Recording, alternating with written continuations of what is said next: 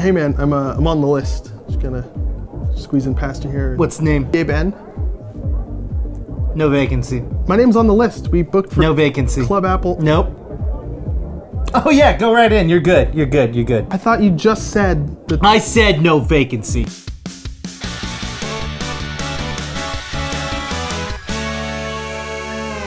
All right, hey, wait, hold on. I need to get something out of the way before we even come close to starting this episode. This episode is about Android and Apple phones. I don't care who you are, what kind of phone you have, they all suck. Apple, your ecosystem is like garbage restricted to the point where it's basically just a toy, and Android, your ecosystem's confusing and fragmented and wildly inaccessible to most people. Everybody sucks. Let's start the episode. This is GameGorgon. My name's Indigo. And I'm Krug. And today we're going to be talking about Steam Link and why they're not allowed on the Apple iStore. Apple iStore? I don't know what it is. Can you tell? App Store. Can you tell what device I use? We both use Android. Yeah, because Apple sucks. No!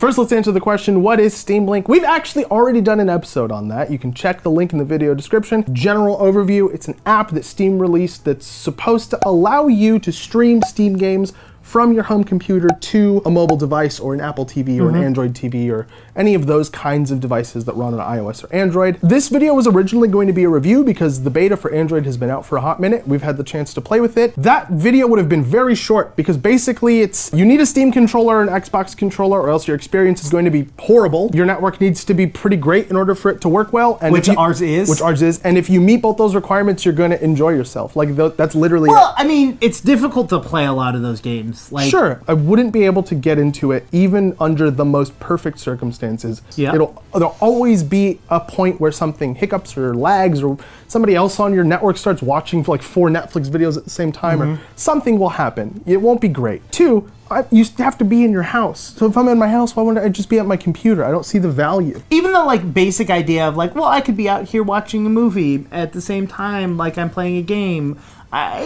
No. Yep. No, because Not I've got to have that little tiny screen so close to me. You know, maybe I don't get the value because I have 3 enormous monitors and a lot of people don't. Just rub their face in it.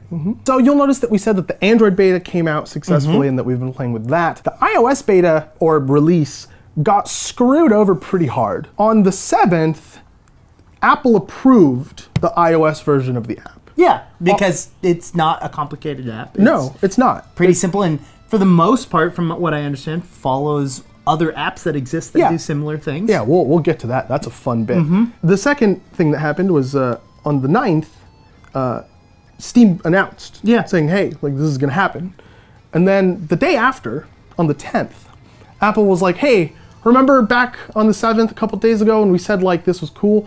It's actually not cool anymore, and you're not going to be on the App Store. I have some very strong opinions about this. I think everybody has very strong opinions about it because it's super anti-consumer, but we'll get there. Why did they approve it in the first place if it actually violates some kind of agreement or some kind of TOS for developers on the App Store? The people reviewing it just kind of didn't notice. So it was an ID10 error. Yeah, it was an ID10T error. Yeah. Is the name of the error. Apparently it was user error. Someone that was supposed to review the app just let it pass. Well, okay, here's my like tinfoil hat time. They didn't mess up, and that it doesn't actually violate any part of. I'm still with you on that one. I don't think you're. Any part of the developer terms, and they're just saying that to save face. They're just throwing like this imaginary employee under the bus whose name's never going to get out there because they don't actually exist, and it's just their way of covering for an overarching like greediness. We'll get to that too. So what parts of the agreement do they think it violated? Because that's important, right? Like in order for Steam to fix the problem, if Steam wants to fix the problem, they have to know what's broken. Phil, what's his face, that one important guy over at Apple, I don't actually remember your name, actually started releasing a press, and by press release, I actually mean it was emailed to a user on Reddit named Beef McGiggins, and he kindly shared it with the rest of us. Specifically, it is a business conflict, and it also violates their terms on user-generated content. Apple's terms for developers that upload apps onto the App Store are pretty clear on user-generated content, right? You have to have your contact information available so that you can be contacted in the event that one of the users needs to do so. Done. Steam has that. You need to have the ability to ban users who create inappropriate content. Super have that. Oh my goodness, do they have that? You need to give your users a mechanism to report user-generated content. Yep, have that Super as well. done. There's a flag, but it's right there. And you need to have a method available for filtering potentially objectionable content. Hey, Krug, what are you looking at? Nothing, I'm playing HOTS. I don't get the problem with user-generated content. It seems okay.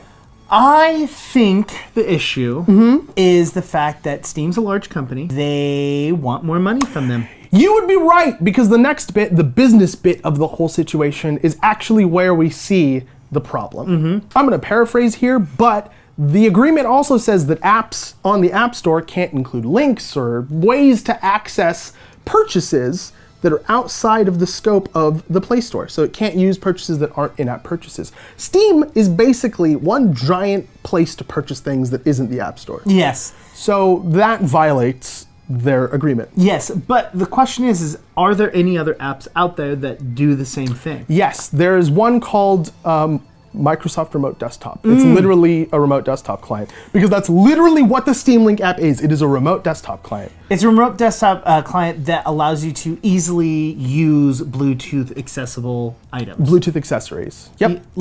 That's it. Yep. And I believe, correct me if I'm wrong, after they said, hey, this violates, they said, hey, this is just a remote desktop. They did. That is exactly what Steam said. They said, hey, you have tons of apps that do this already. It's literally a remote desktop client. Nope. Yeah, and the issue is that they're a gaming company that has a platform that you can buy and purchase. Buy and purchase, two different things. Yeah, I don't know right, if you know apparently. this. Steam gets money, gets their portion of it, and they're saying, hey, you can theoretically play those games that you bought on another system on our system. We don't want that because we don't get any of that money. Right. Apple gets a 30% cut from in-app purchases.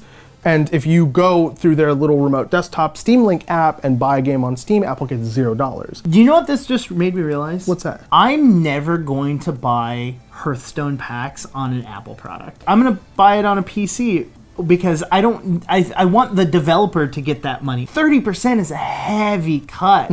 Yeah, and the thing is that this still doesn't prevent us from getting remote desktop and using remote desktop. So not only does it, you can use the standard Microsoft Remote Desktop client to do a lot of things on an iPad. I'd say the remote desktop client isn't the best choice, but there are tons and tons and tons of other ways to get the same results or better on an Apple device using other apps. Yeah. There are some apps that are specifically designed to pass screen input as gamepad instructions. So you don't even need an attached peripheral. You literally can just use the screen. There are all these apps. This is an insane number of apps that duplicate the functionality of the Steam Link app, plus provide more. And yet they aren't violating TOS. Now, what is it that you and I can do about this? There's actually a change.org, which we're going to put a link down in the show notes for you guys. I'm gonna spam that link so hard. Last we checked, it was at 702. Yeah, it was, when we checked it first, it was 690, and then it slowly started growing before our very eyes. The fact is that enough people have already complained to Apple that they've had to actually release Start sending something. emails? Yeah, exactly. Is this just Apple being super greedy and really bad like they always are? Or is this something different? Should Steam pay Apple their fair share for allowing them to be on their platform? Let us know in the comments while you guys are down there. Also hit the subscribe button. Hit the bell icon after you hit the subscribe. Head over to Twitter and have a conversation with us. You can hit me up there at IndigoQT. And I'm at QueueTimes on Twitter. You can also reach both of us at _QueueTimes. We've been GameGorgon. We'll see you all next time, unless Apple decides that you can't watch this on an iPhone because we're not paying them the fair share. Blah, blah, blah.